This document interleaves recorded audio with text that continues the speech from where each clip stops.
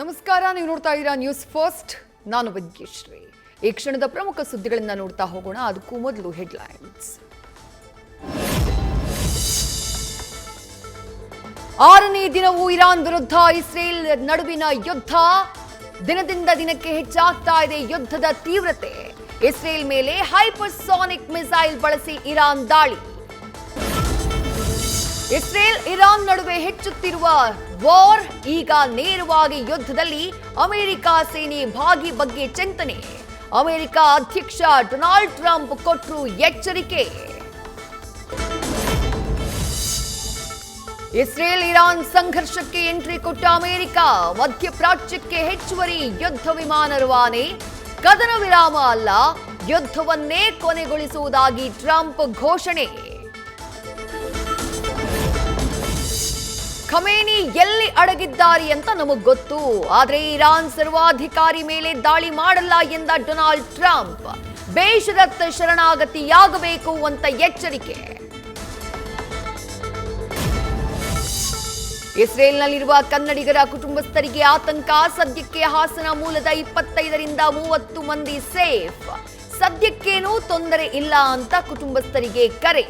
ಸುರಕ್ಷತೆಗಾಗಿ ಬಂಕರ್ಗಳನ್ನು ನಿರ್ಮಾಣ. ಎಂಬಿಬಿಎಸ್ ಓದುವುದಕ್ಕೆ ಇರಾನ್ಗೆ ಹೋಗಿದ್ದ ಹುಸೇನ್. ಬೆಂಗಳೂರಿನ ಯುವಕ ಇರಾನ್ನಲ್ಲಿ ಲಾಕ್. ಭಾರತಕ್ಕೆ ಸೇಫ್ ಆಗಿ ಬರ್ಲಪ್ಪ ಅಂತ ಪೋಷಕರ ಪ್ರಾರ್ಥನೆ.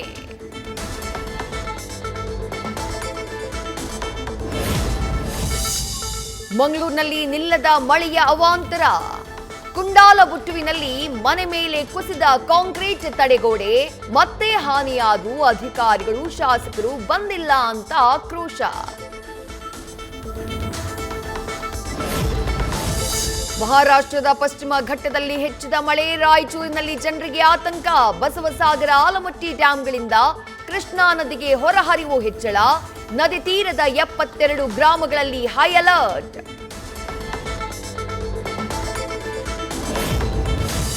ಘಟಪ್ರಭಾ ನದಿಯ ಅಬ್ಬರಕ್ಕೆ ಮೈದುಂಬಿದ ಗೋಕಾಕ್ ಫಾಲ್ಸ್. ಕರ್ನಾಟಕದ ನಯಾಗರಾಗೆ ಮತ್ತೆ ಬಂತು ಜೀವಕಳೆ. ನೋಡುಗರ ಮೈಮನ ತಣಿಸ್ತಾ ಇದೆ ಜಲಧಾರೆ. ಚಿಕ್ಕಮಗಳೂರು ಜಿಲ್ಲೆಯಲ್ಲಿ ವರುಣನ ಅಬ್ಬರ ಜೋರು. ರುದ್ರ ರಮಣೀಯವಾಗಿದೆ ತರೀಕೆರೆಯ ಕಲ್ಹತ್ತಗಿರಿ ಜಲಪಾತ. 4-5 ದಿನದ ಮಳೆಯ ಅಬ್ಬರಕ್ಕೆ ಧುಮ್ಮಿಕ್ತಾ ಇರೋ ಫಾಲ್ಸ್. ಪ್ರವಾಸಿಗರು ಖುಷ್.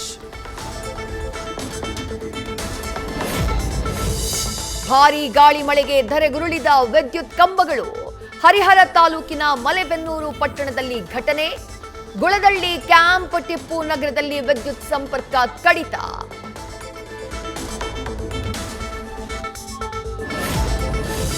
ಗುಜರಾತ್ನಲ್ಲಿ ಅಬ್ಬರಿಸಿ ಒಬ್ಬರಿತಾ ಇರೋ ವರುಣ. ಇದುವರೆಗೂ ಮಳೆ ಸಂಬಂಧಿತ ಅವಘಡದಲ್ಲಿ 18 ಮಂದಿ ಮರಣ. ಹಲವು ವಿಮಾನ ಸಂಚಾರ ವ್ಯತ್ಯಯಕ್ಕೂ ಮಳೆಯೇ ಕಾರಣ.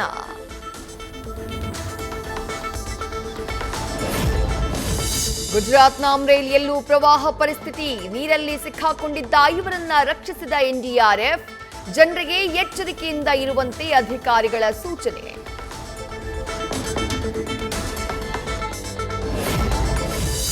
ಕೇರಳದ ಕಾಸರಗೋಡಿನಲ್ಲೂ ಮಳೆಯಿಂದ ರಗಳೆ. ದೇವಾಲಯಗಳಿಗೆ ಜಲ ದಿಗ್ಬಂಧನ. ಮೊಣಕಾಲುದ್ದ ನೀರಿನಲ್ಲೇ ನಿಂತು ಅರ್ಚಕರಿಂದ ಪೂಜೆ. ಭಾರೀ ಮಳೆಯ ಮುನ್ಸೂಚನೆ ಹಿನ್ನೆಲೆ ರೆಡ್ ಅಲರ್ಟ್ ಘೋಷಣೆ. ಸಿಎಂ ನಿವಾಸದ ಬಳಿಯೇ ದೊಡ್ಡ ಮರ ಧರಾಶಾಹಿ. ರಸ್ತೆಯಲ್ಲಿ ಹೋಗ್ತಾ ಇದ್ದ 2 ವಾಹನಗಳ ಮೇಲೆ ಬಿದ್ದ ಮರ. ವಾಹನಗಳು ಸಂಪೂರ್ಣ ಜಖಂ. 2 ವಿದೇಶಿ ಪ್ರಜೆಗಳು ಪ್ರಾಣಾಪಾಯದಿಂದ ಪಾರು. ಬೆಳ್ಳಂಬೆಳಗ್ಗೆ ಸಕಲೇಶ್ಪುರದ ಕಿರುಹುಣಸೆ ಗ್ರಾಮಕ್ಕೆ ಕಾಡಾನೆಗಳ ಎಂಟ್ರಿ. 2 ದೈತ್ಯಾಕಾರದ ಆನೆಗಳು ಮುಖ್ಯ ರಸ್ತೆಯಲ್ಲೇ ಸಂಚರಿಸಿ ಆತಂಕ ಸೃಷ್ಟಿ. ಕಳೆದ 15 ದಿನಗಳಿಂದ ಬೀಡು ಬಿಟ್ಟ ಆನೆಗಳನ್ನ ಸೆರೆ ಹಿಡಿಯುವಂತೆ ಆಗ್ರಹ. ನಿಮ್ಮ ತಾಯಿಯೇ ದೆವ್ವವಾಗಿ ಕಾಡ್ತಿದ್ದಾಳಿ ಅಂತ ಕತೆ. ಮಹಿಳಾ ಜ್ಯೋತಿಷಿ ಸೀಮಾಳಿಂದ ಕಷ್ಟ ತೋಡಿಕೊಂಡಾಕೆಗೆ ವಂಚನೆ. 28.75 ಲಕ್ಷ ರೂಪಾಯಿ ಪೈಕಿ ಎಸ್ಕೇಪ್. ಇದು ಬಾಗಲಕೋಟೆಯ ದೋಖಾ ಕಹಾನಿ.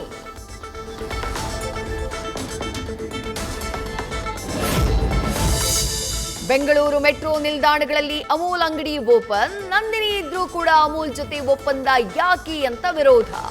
ಗುಜರಾತ್ ಮೂಲದ ಕಂಪನಿಗೆ ಅವಕಾಶ ನೀಡಿದ್ರಿಂದ ಆಕ್ರೋಶ. ಪ್ರಾದೇಶಿಕ ಪಕ್ಷ ಜೆಡಿಎಸ್ಗೆ ನೂತನ ಸಾರಥಿ, ಶೀಘ್ರದಲ್ಲೇ ದಳಕೋಟೆಯ ಯುವರಾಜನಿಗೆ ಪಟ್ಟಾಭಿಷೇಕ. 3 ತಿಂಗಳ ಬಳಿಕ ನಿಖಿಲ್ ಕುಮಾರಸ್ವಾಮಿಗೆ ಪಕ್ಷದ ಜವಾಬ್ದಾರಿ ನೀಡೋಕೆ ಪ್ಲಾನ್. ಕಮಲ್ ಹಾಸನ್ ನಟನೆಯ ಥಗ್ ಲೈಫ್ ಸಿನಿಮಾ ಬಹಿಷ್ಕರಿಸುವಂತೆ ಕರೆ. ಕನ್ನಡಪರ ಹೋರಾಟಗಾರರಿಗೆ ಪೊಲೀಸರಿಂದ ನೋಟಿಸ್. ಫ್ರೀಡಂ ಪಾರ್ಕ್ ಹೊರತು ಬೇರೆಲ್ಲೂ ಕೂಡ ಪ್ರತಿಭಟಿಸದಂತೆ ಎಚ್ಚರಿಕೆ. ನ್ಯೂಸ್ ಫಸ್ಟ್ ನಿರ್ಭೀತಿಯಿಂದ ನಿಮ್ಮ ಪರವಾಗಿ.